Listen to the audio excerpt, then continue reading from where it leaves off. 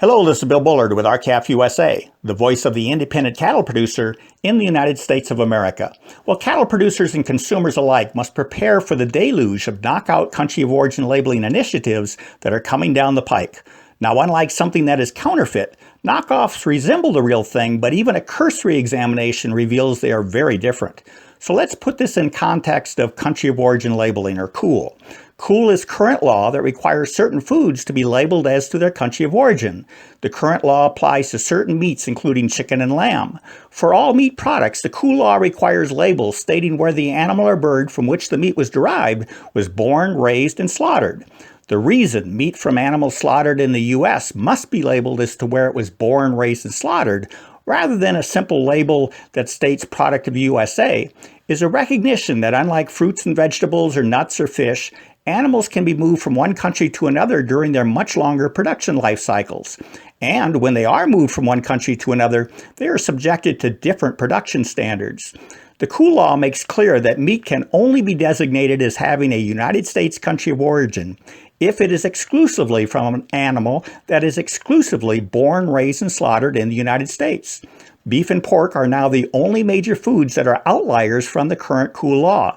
This is a result of years of pressure from meat packers and their lobbying groups, including the National Cattlemen's Beef Association and countries like Canada, Mexico, and Brazil that joined in a World Trade Organization dispute against the mandatory labeling of beef and pork.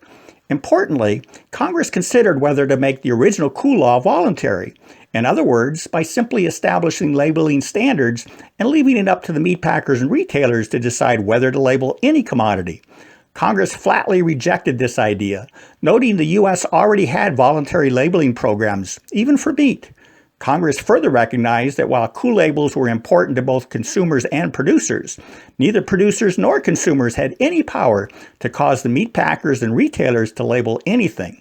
So the reason the United States lacks the ability to ensure that only meat exclusively from an animal that is exclusively born, raised, and slaughtered in the United States bears a USA label is because the meat packers and the NCBA, Canada, Mexico, and Brazil do not want consumers to know where their meat comes from.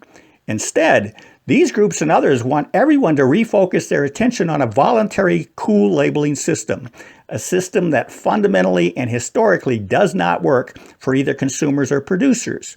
Those who oppose the reinstatement of mandatory COOL for beef are now generating knockoffs. They are filing petitions and introducing bills for voluntary COOL systems as a strategy to distract consumers, producers, and Congress alike from devoting the needed resources to reinstate a comprehensive country of origin labeling program that requires beef to be properly labeled in the largest beef-consuming market in the world, which is right here in the United States of America.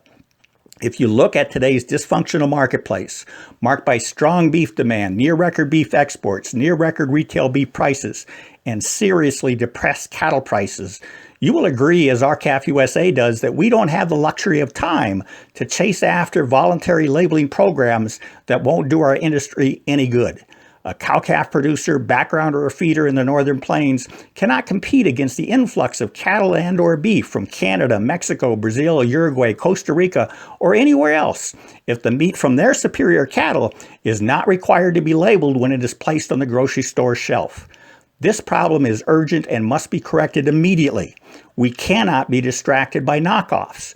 We urge everyone to pick up their phones and call this number, 202-224-3121.